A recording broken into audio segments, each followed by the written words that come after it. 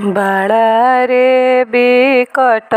के परबिया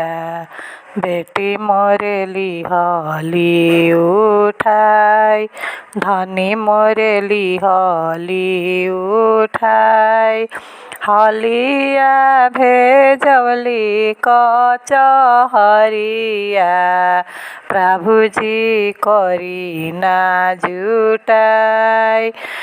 छोड़ धनी छठी के परबिया सब फल महंगा बिचाई बाड़ा रे बिकट केरा छठिया बेटी मोरे लिहली उठाई हलिया भेजवली नई हरावा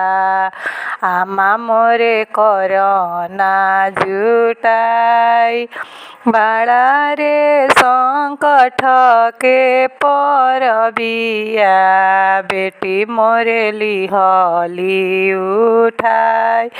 आगे आगे आवे डोली बसावा पीछा से बत्तीसों कहार ताही पीछे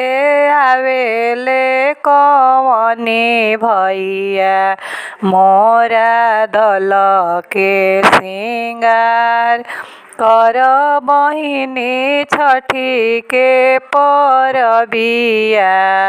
सब फल सस्ता बिचाई कर दीदी छठी के परबिया